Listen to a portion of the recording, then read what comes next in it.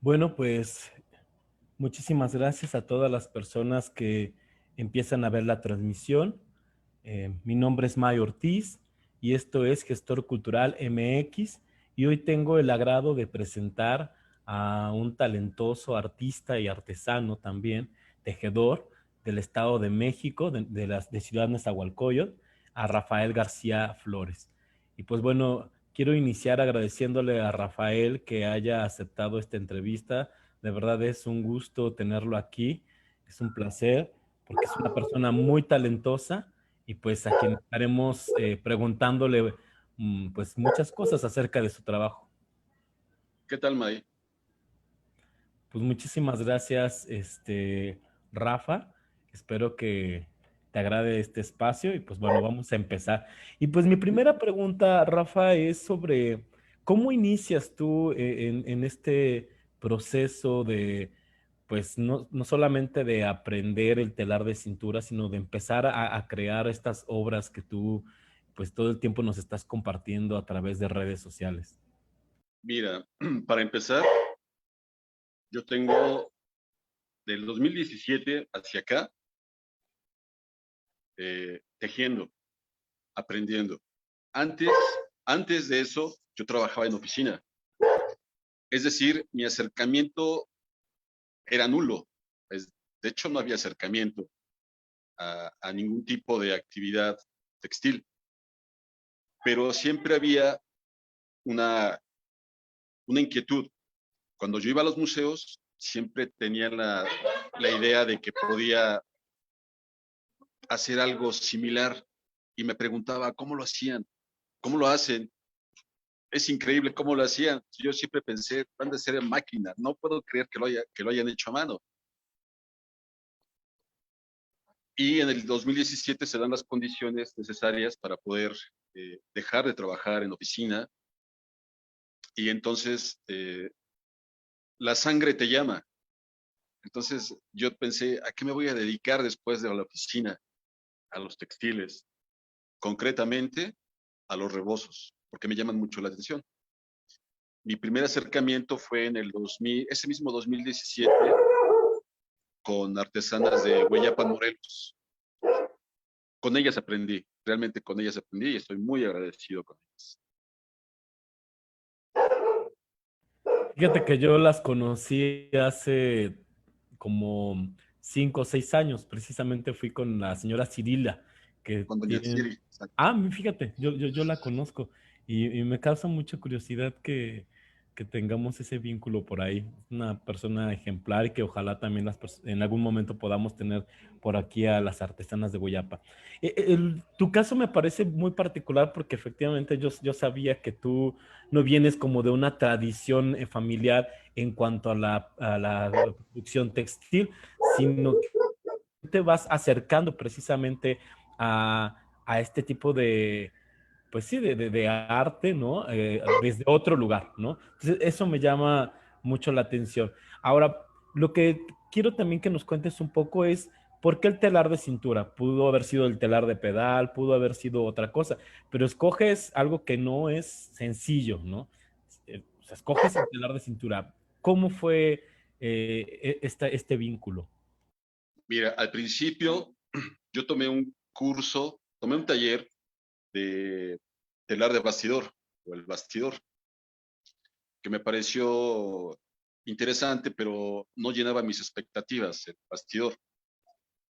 Entonces, una vez que fuimos con una compañera, fui a una feria artesanal indígena en Reforma, que iba yo con la idea de preguntar si alguna de esas artesanas podría darme un taller.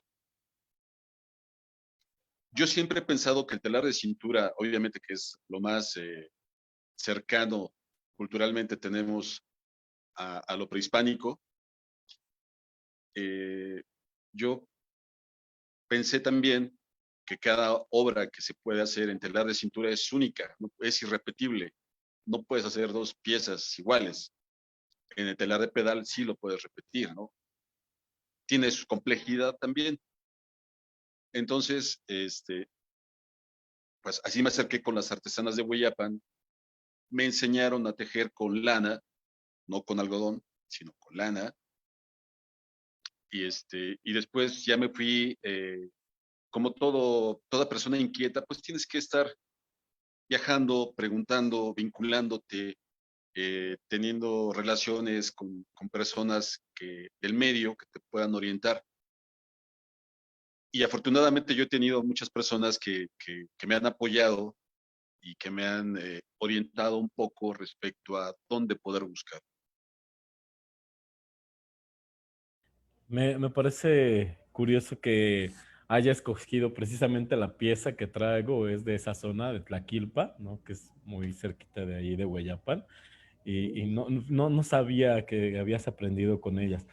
Y oye, ¿cuáles son esas técnicas con las que tú iniciaste? Porque una de las cosas también que vemos en tu trabajo es que no utilizas solamente una técnica, sino que has aprendido distintas de varias regiones del país. Sí, con la primera técnica que aprendí, pues fue la más sencilla, digamos, que es con la que tejen en Hueyapan, que es tafetán, y ahí mezclan barras de colores, ¿no? Después de eso, hice un viaje a Chiapas, conocí la Rainstar, conocí Chenaló, conocí esos lugares textiles,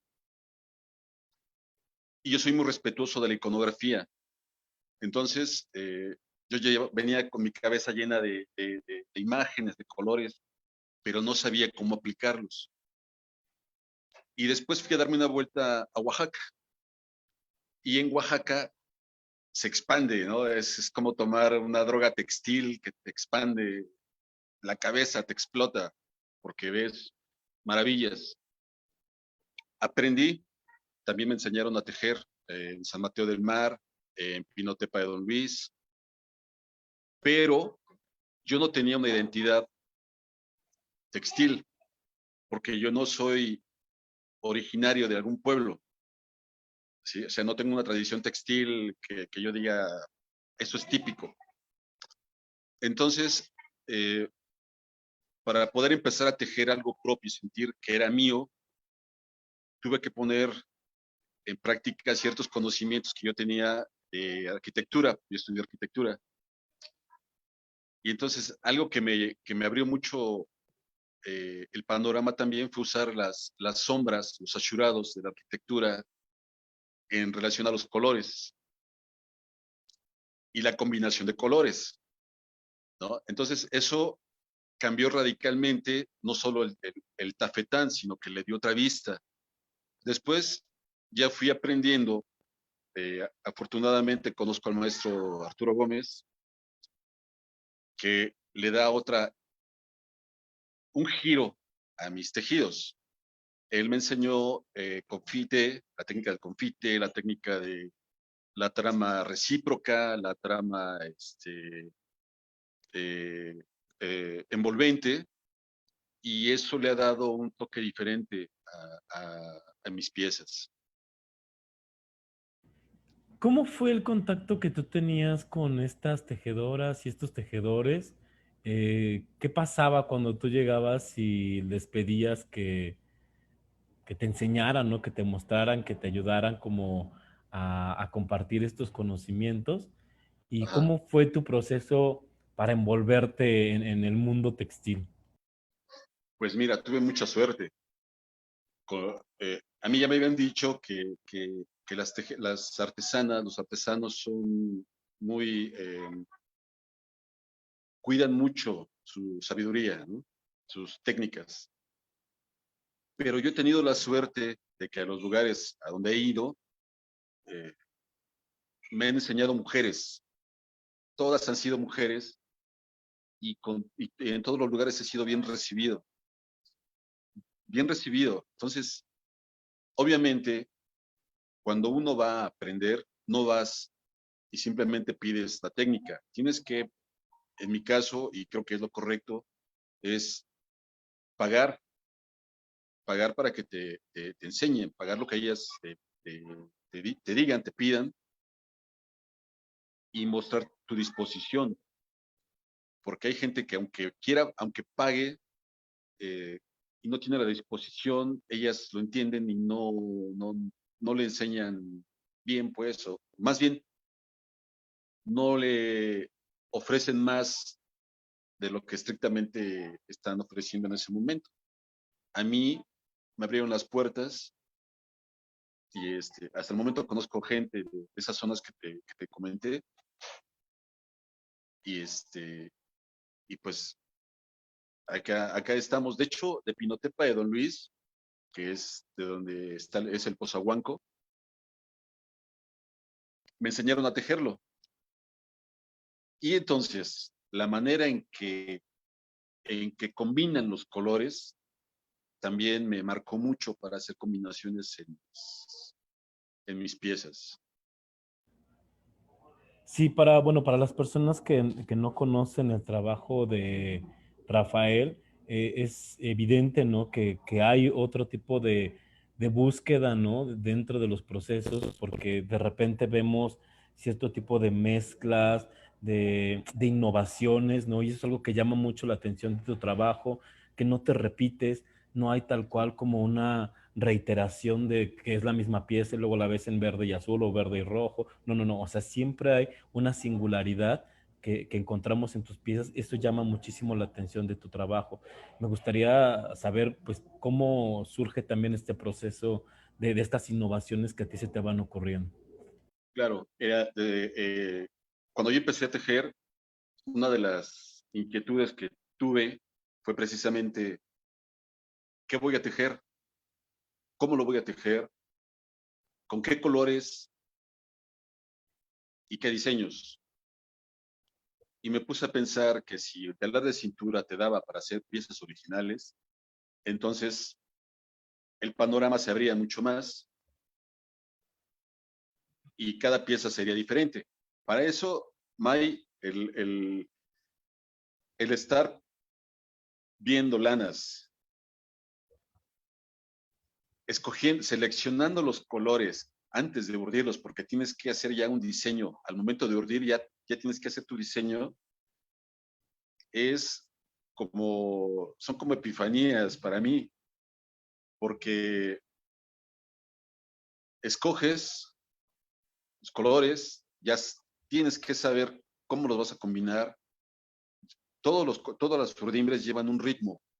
Las urdimbres que yo hago llevan un ritmo y yo escojo mucho los números 13 por precisamente por nuestra cultura que está regida por el número 13 y los cuatros, el 52, y de ahí empiezo a hacer juegos. Hay gente que me ha pedido piezas especiales que me costó trabajo porque no es lo mismo que te den la libertad para crear a que te digan, yo lo quiero de esta forma y quiero que pongas esto aquí, quiero que le des estos colores aquí. Es un poco más complicado, se puede, sí, pero cuando te dan la libertad total de diseñar, eh, se siente uno mucho más a gusto. Y no sé si viste la pieza que estaba haciendo hace poco el Keshkemit del que me preguntaste, de confite. Eh, para poder unirlo, no sé si pueda verse ahorita. Aquí lo tengo.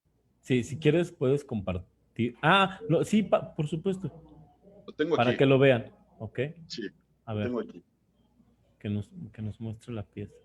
Mira, a ver, no sé si se alcanza a ver. Esa es la pieza.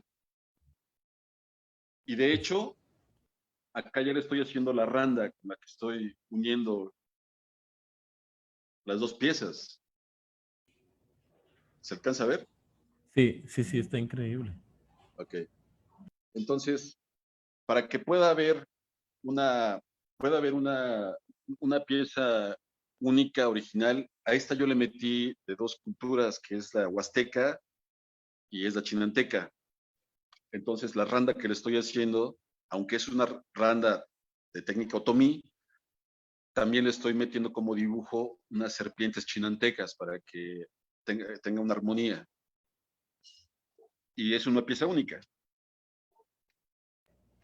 Tengo una duda, por ejemplo, con respecto a esta relación que vas teniendo con estas comunidades o con estas colectividades, porque hoy tenemos el problema en esto de la apropiación. Sin embargo, me parece que una de las cosas que tú haces es acercarte a través del respeto, ¿no? Mediante una dinámica de intercambio, ¿no? De conocimientos o de lo que se tenga que intercambiar. Ajá. Pero también, por otro lado, pues de recuperación de ciertas cosas que se ha perdido en nuestra cultura, ¿no? Y me preguntaba, ¿cuáles son los problemas a los que te has confrontado al no pertenecer de alguna manera necesariamente a una comunidad con una tradición textil específica? O sea, ¿cuáles son las cosas positivas de no pertenecer, pero también las cosas negativas de no pertenecer? No pertenecer, claro, claro. Al principio, cuando yo ya empezaba a poner mis piezas a la venta y tenía clientes que empezaban a pedirme y me hacían encargos y me decían, hazme mi pieza como tú quieras, pero lo quiero de este color. Llegó un momento en que yo no sabía si era artesano.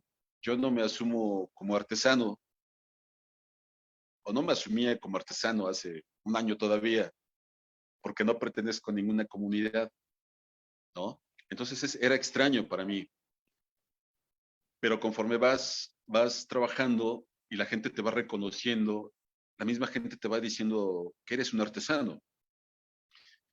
Eh, Precisamente las piezas que hago, excepto esta que les mostré ahorita, todas las piezas tienen como dibujo base, tal vez, el rombo, que es, mm, digamos que lo tomé de ejemplo de Chiapas, ¿no? Que significa el universo para ellos. Pero como no tengo ninguna iconografía a la cual yo tenga que estar echando mano, no he tenido ningún inconveniente con ello. Nadie me ha dicho que me estoy haciendo una apropiación cultural, iconográfica, ni nada, ¿no? Y yo lo respeto mucho precisamente. O sea, conozco, pero no lo hago, porque respeto mucho el trabajo de esas personas, de todos los artesanos y artesanas. Pero también me ha llevado a la conclusión de que, eh, pues si no tengo una, un cimiento iconográfico, cultural, entonces tengo que buscar el mío. Y de hecho estoy haciendo diseños, dibujos ya míos, eh, para poder plasmarlos como parte de un lenguaje propio. Me parece a mí súper interesante este proceso que tú tienes porque creo que es parte de una cierta búsqueda, no solamente de una identidad iconográfica en el tema textil, sino que incluso tiene que ver con la identidad cultural, pero a la vez me parece bien importante porque incitas a otras personas quienes, por ejemplo, tenemos como este interés por el tema de lo textil, a reconstruir, ¿no? Como nuevas realidades y nuevas propuestas a partir de esta labor, ¿no? Y que creo que finalmente te permite generar una cierta dinámica que es muy novedosa, que es, bueno, por un lado, este nuevo interés que ha surgido así con un gran ímpetu del tema textil, ¿no? De los bordados, de los tejidos, en fin. Y por otro lado, pues también que tu quehacer, ¿no? Que tu persona incite también a generar otras nuevas propuestas, nuevas creaciones, de no necesariamente de comunidades indígenas, aunque te enseñen las técnicas, pero que tú no repitas este tipo de motivos o de iconografías, ¿no? ¿Qué piensas acerca de esto? Pues ese era el objetivo. Cuando ya estuve más firme en, en el trabajo, en lo textil, ya cuando tenía todos los elementos necesarios, precisamente era el reconocer que yo no era parte de una iconografía, que yo no era parte de un vínculo cultural, aunque soy del Estado de México. Mi madre es otomí, mi padre es de orígenes chichimecas de allá de Yuriria, Guanajuato. Mi madre es de Toluca, pero nunca tuvieron eh, esa herencia que pudieran haber transmitido a nosotros, a nadie, nosotros. Y ahora que yo hago mis rebozos, a mí me llamaba mucho la atención al principio que la mayoría eran clientes, eran hombres. Y, y yo veía cómo subían sus fotos con sus rebozos puestos. A mí me daba mucho gusto porque, de hecho, hay un, hay un interés en cuanto a la combinación de colores, en que no se vea tendencioso. Es decir, que un rebozo no se vea exclusivamente para hombre ni se vea exclusivamente para mujer. Que, sea un, que sean colores, digamos que universales, abiertos, que cualquiera se los pueda poner. De hecho, también empecé a modelarlos yo mismo. Y no solo los rebozos, ¿no? También los que hago, los jorongos, porque yo los veo y te los pones y digo, ¿se pueden decir groserías? ¿Una grosería aquí? ¿O no? Digo, qué chingón se ve, ¿no? Qué chingón se ve. ¿Por qué, ¿Por qué forzosamente chamarras? ¿Por qué forzosamente suéteres? Si un hombre puede portar con todo el orgullo un rebozo, un queskemit, su jorongo, y, y verse como una pieza realmente original y que rompe con los estereotipos aquí en esa es muy frecuente el estereotipo del machismo, del chavo banda, del chavo que tiene que vestirse, pues, de acuerdo a la zona, ¿no? Me parece fascinante lo que nos cuentas porque creo que de alguna manera a través de estas prácticas, ¿no? Artísticas, artesanales, se empiezan como a hacer rupturas, ¿no? Rupturas con ideas tan fomentadas por nuestra cultura como el machismo o también esta visión como muy paternalista de lo indígena, ¿no? Incluso también estas tensiones tan fuertes, por ejemplo, ahorita que me comentabas que tu mamá era otomí y de alguna manera no te atreviste tampoco a decir, ay, pues esto me pertenece y de aquí soy y voy a tratar de hacer un acto de recuperación. Me parece también muy disruptivo y todo esto que nos cuentas creo que es como bien interesante porque creo que es precisamente donde se generan esas tensiones de la identidad, ¿no? Fíjate que tengo aquí una pregunta de un amigo que es arqueólogo de Guatemala Sí, y a Leonardo Palencia y dice, interesante eso de cómo sentirse. Y te pregunta, ¿crees que eso influyó en la forma de las cosas que creas? sí, definitivamente. Sí, sí, porque te da una manera de expresarte. A veces, a veces, yo pienso y vinculo mucho el arte textil con la poesía. A veces un poeta no puede, no, si tú le preguntas algo en pláticas, a lo mejor no te lo puede explicar. Sin embargo, en un poema te lo explica y te lo explica de una manera que te desborda a veces. Entonces, es igual con nosotros. Por ejemplo, aquí en la casa, la casa de ustedes, eh, pues no le dieron importancia a mi trabajo. Me veían aquí o me ven aquí todavía. ¿Qué está haciendo, no? ¿Qué hace aquí? ¿Por qué no se va a trabajar? ¿Por qué no esto? ¿Por qué no lo otro?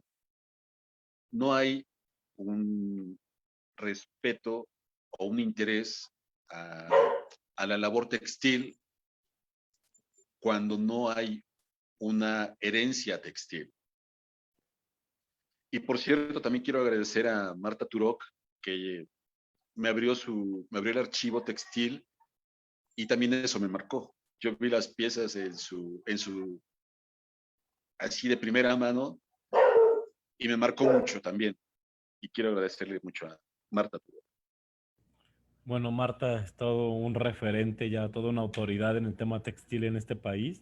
Pues también le mandamos saludos y muchas gracias también por toda la labor que hace. Creo que tu trabajo, Rafa, la verdad es que es muy disruptivo, ¿no? En el ámbito textil, y creo que por eso es muy importante que lo conozcan, que la gente se vaya enterando de qué es lo que está sucediendo, ¿no? Porque de repente pareciera que en este ámbito solamente lo tradicional, lo que está ahí en el pasado, inerte, en el museo, es lo que tiene un peso y no, realmente todas estas innovaciones surgen a partir de distintas voces, no solamente ahora ya de las comunidades, sino de personas que están interesadas. Y esta posibilidad que tú te diste de pasar de una oficina a la poesía y a tejer, creo que es algo muy, muy, muy interesante. Quiero preguntarte otra cosa, ¿no?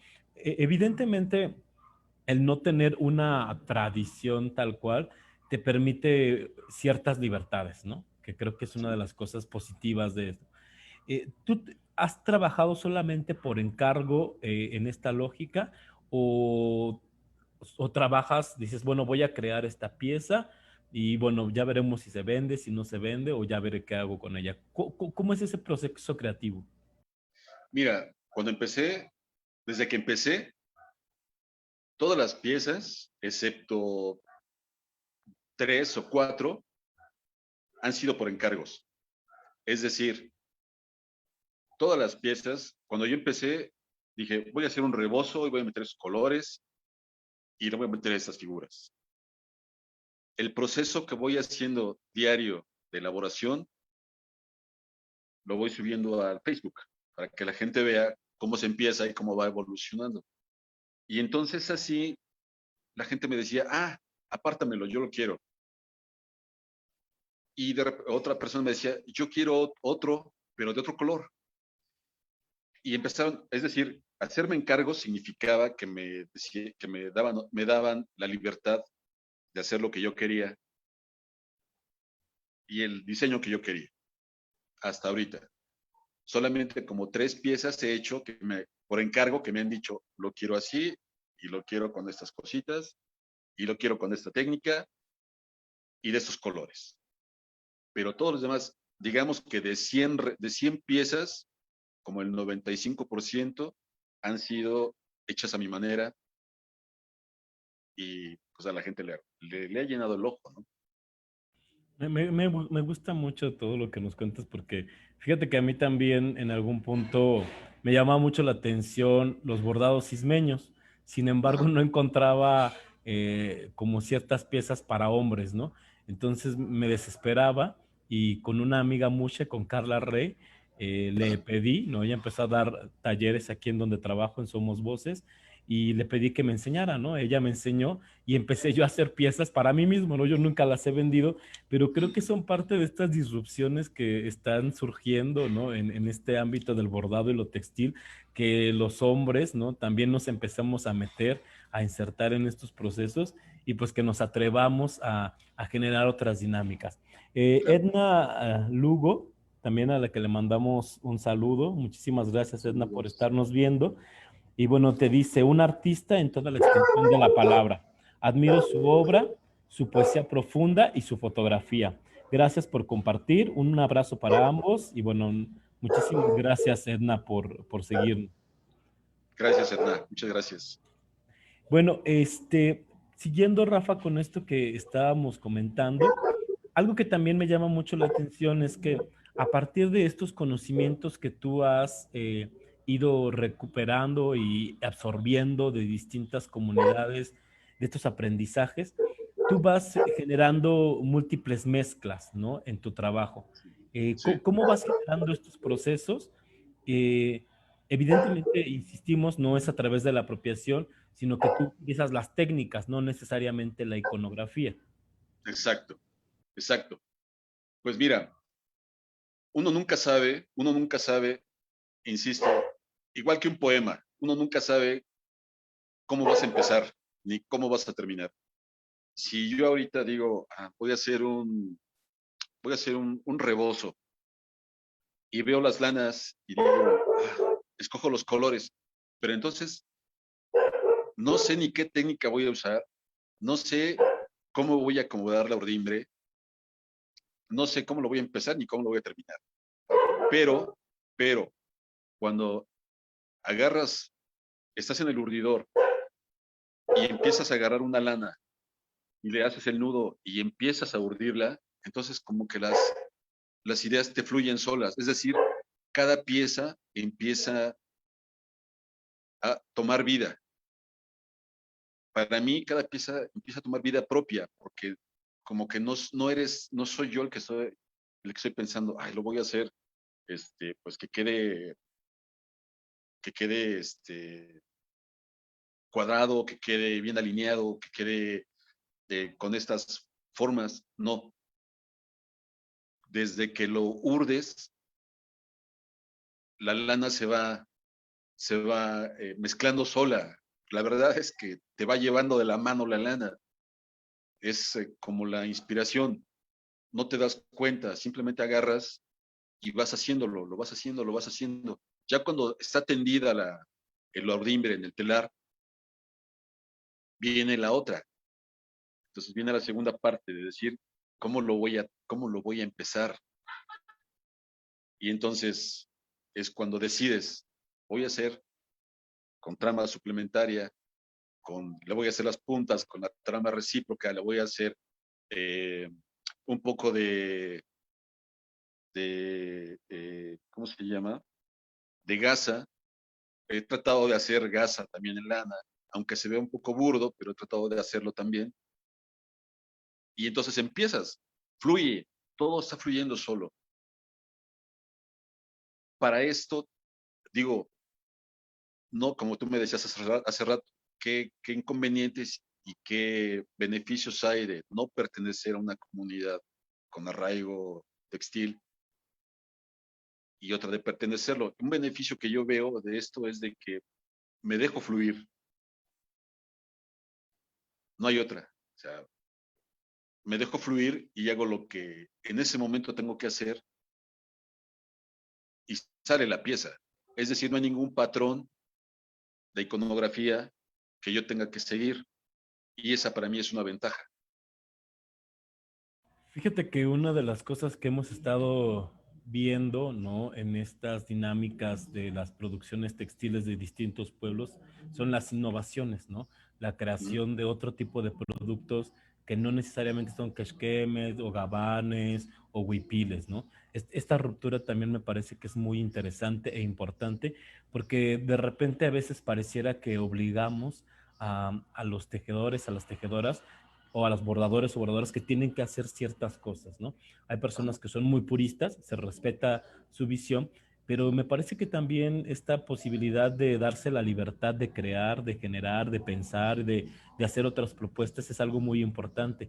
Y en ese sentido, creo que tu trabajo incita, ¿no? A las personas, ¿no? Aparte de esto, de crear tú, pues das talleres, ¿no? Sí, también.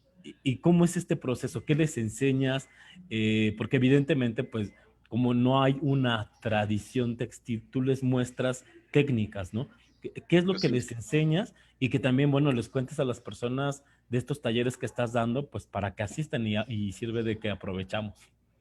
Claro, mira, como yo he asistido a talleres con artesanas, he, he vivido en las casas con las artesanas, he pasado días con ellas,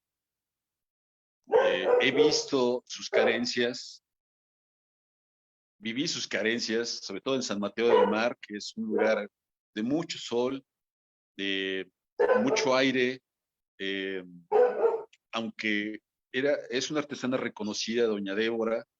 eh, Fuimos a su casa, me quedé me ofreció amablemente que nos quedáramos en su recámara, ella se quedó en su hamaca, pero es ese ambiente que no conoces, ese ambiente que la gente que toma un taller no conoce. La mayoría de la gente que toma talleres lo hace sentadita, lo hace con su café, con su refresco, en lugares que no les da el sol. Es decir, todas esas carencias, todo ese ambiente, ese medio ambiente, perdón, toda esa relación que hay entre las personas, la economía, el arte textil, las necesidades, no la conocen. Entonces, cuando antes me preguntaban, ¿das talleres? Yo decía, sí, pero te recomiendo que mejor vayas con las artesanas, porque necesitas vivir en su medio todo ese proceso. Ahora, lo que yo hago ya que he dado talleres y que estoy a punto de dar uno el mes que entra, es que les enseño, como no tengo manera de recrear el medio ambiente ni las condiciones, entonces lo que aprenden conmigo es no solo tener la lana y urdir, o tener el algodón y urdir. En este caso que yo uso la lana, tienen que aprender desde que tienes la madeja en la mano a resolver cómo hacer esa madeja una bola de lana manejable para que pueda surdir. La gente no sabe. Entonces, yo voy a trato de acercaros lo más que pueda al proceso, eh, lo más apegado que pueda a lo que a mí me enseñaron en los pueblos. Eso es lo que van a aprender. Sí, esto me parece bien importante porque efectivamente, pues muchas de estas comunidades donde crean estos textiles, estos bordados, pues viven en otro tipo de condiciones, ¿no? Generalmente son condiciones adversas, condiciones de pobreza, condiciones a veces de racismo, de discriminación, y de repente, pues esto es como una de las grandes críticas y de los problemas cuando hablamos de apropiación cultural, ¿no? Que, bueno, hay críticas, por ejemplo, que más que las personas, ¿no? Por ejemplo, de Yasna Aguilar, una gran teórica y pensadora de Tlahuitoltepec, que piensa no necesariamente a las personas o a las empresas, sino al Estado como este gran apropiador cultural, y eso lo podríamos discutir y lo vamos a discutir en otro momento, pero sí es importante que entendamos este contexto que nos cuenta Rafa, porque creo que cuando se genera una dinámica de respeto o de valoración por el trabajo y de esta posibilidad, ¿no? De acercarte, ¿no? A estas comunidades, pues se van generando otro tipo de visión con respecto a este trabajo, ¿no? Por supuesto, es difícil que les enseñes a rapar el borrego y a hilar, ¿no? Con el malacate y todo esto. Entonces, qué es lo que les propones tú más o menos para que las personas se vayan dando una idea en estos talleres? Mira, sí, a la gente siempre les propongo que si van a seguir tejiendo, que vayamos un día, o que si quieren ir un día, visitar a las tejedoras y que directamente les compren a ellas la lana y que vean cómo tiñen la lana y que puedan oler, sentir, palparla ahí mismo en sitio. No hay otra forma. Acá la lana, pues yo se las compro a ellas todavía, a las de Hueyapan Morelos, yo me surto con ellas de sus lanas. Yo sé teñir y podría teñir aquí en mi casa, podría comprar lana virgen y hacerlo, pero a mí me parece importante, yo soy de la idea de que pues repartiendo el trabajo, hacemos mejor el reparto del dinero, ¿no? De la economía. Entonces, para mí es como quitarles una manera de trabajar, de hacerse de dinero. Yo no tejo, yo no tiño entonces voy y les compro o les mando a comprar la lana.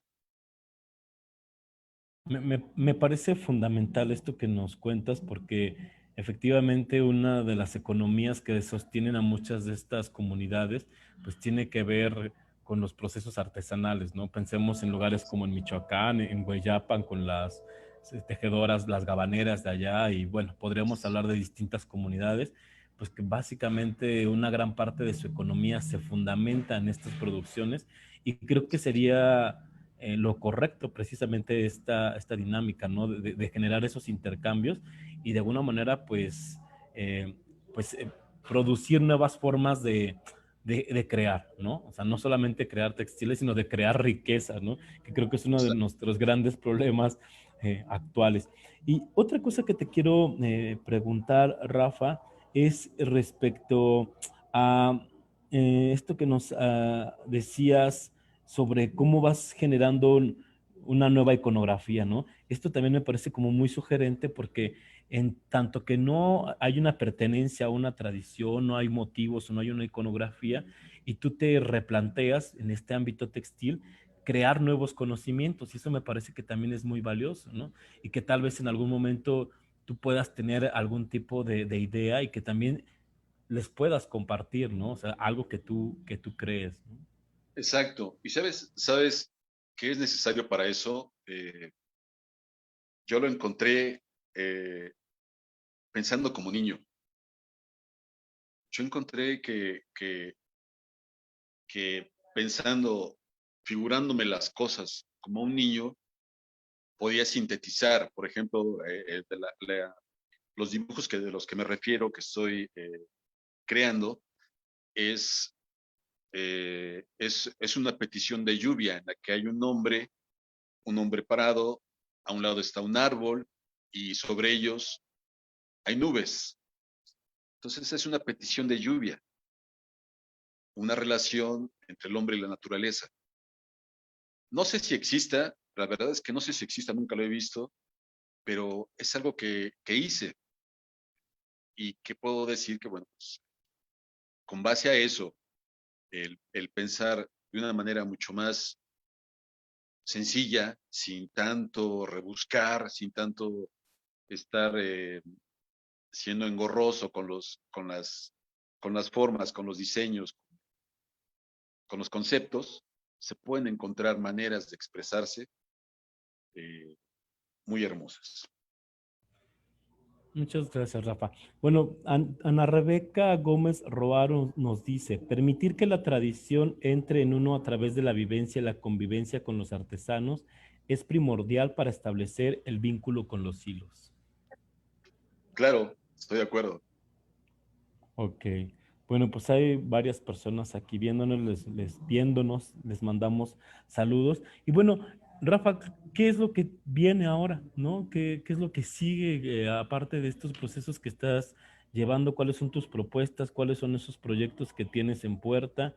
Y qué estás pensando ahora a futuro? Mira, ahorita, eh, desde el año pasado estaba trabajando con el maestro Arturo, más bien tomando un taller con el maestro Arturo Gómez. Y lo que quiero hacer ahora es tejer tejer el telar curvo, los esquemas curvos, que dicen que, bueno, pues están pues al borde de la extinción, ¿no? Por lo complicado y laborioso, todo ese tipo de cosas. Entonces, no es tanto un proyecto ahorita porque, bueno, pues el distanciamiento no nos ha permitido vernos al maestro y yo, pero quiero hacerlo. Es una manera de decir, decirme a mí mismo que puedo, eh, con un granito de arena, eh, aportar un poquito de hacerme yo de ese conocimiento para poder aportar algo, después tal vez hacer alguna innovación. Eh, Me falta muchísimo, hay muchísimas técnicas y yo creo que parte de la vida, algo fundamental de la vida, es poder tener conocimiento, saber y todo eso ponerlo en práctica. Rafa, pues dinos en dónde vas a dar los talleres para que las personas conozcan si pueden asistir o no. Uno lo va a hacer en Nezahualcóyotl, ¿no? Y el otro en Sí. Raíces Centro Cultural.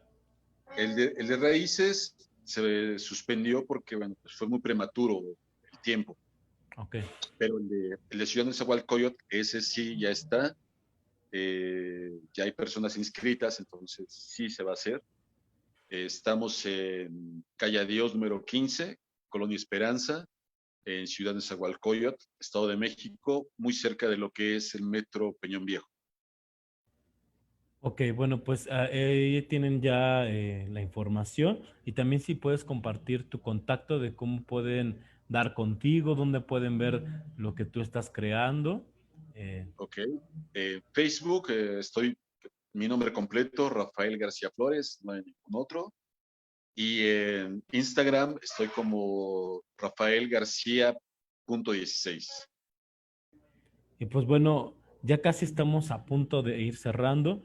Solo quisiera pues nuevamente agradecerle a Rafa que nos haya dado estos minutos, este momento para poder compartir más acerca de su historia, de estos procesos. Me parece que es bien importante esto que está generándose, ¿no? En el ámbito textil, de nuevas voces, nuevas formas de interpretar el mundo.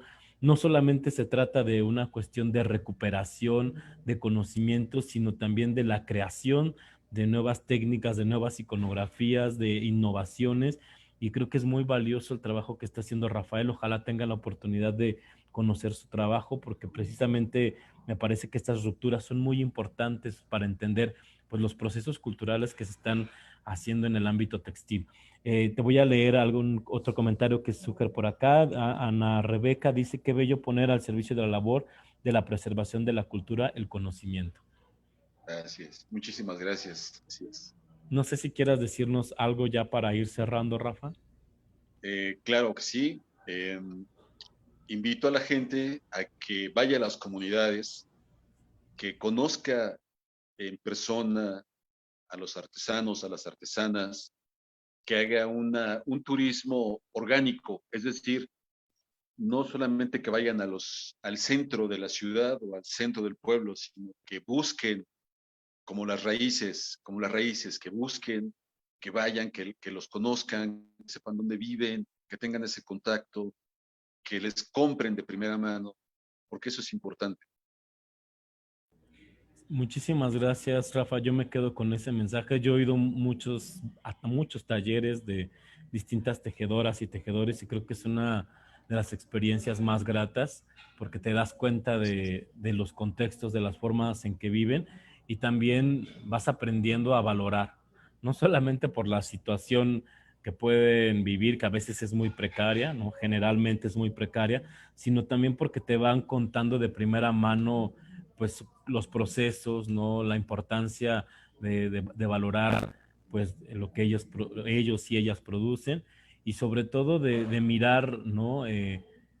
Cómo se van transformando estos hilos en creaciones que son increíbles. Entonces creo que es una de las mejores recomendaciones que nos haces, Rafa. Muchísimas gracias. Y pues les agradecemos a todas las personas que estuvieron por aquí en Gestor Cultural EMX. Le agradezco mucho a Rafael García Flores. Y pues también invitarles a que este lunes nos va a compartir un poco también de sus experiencias, un amigo que él es tejedor, él es gabanero de Michoacán, Ulises Correa Sáenz, también que ya tiene toda una trayectoria a su corta edad creando gabanes de esta zona. Y después vamos a hablar sobre políticas de la lengua con una amiga muy conocida, también escritora, Nadia López, quien también nos va a estar compartiendo acerca pues, de sus experiencias con respecto al tema de la lengua. Ella pues trabaja y escribe también sobre el tema de las lenguas indígenas en nuestro país. Y pues bueno, muchísimas gracias, Rafa. Gracias, May. Un abrazo. Un gusto estar con ustedes. Bueno, pues muchísimas gracias a todos. Esto fue Gestor Cultural MX. Mi nombre es Mayo Ortiz y nos vemos en la próxima sesión.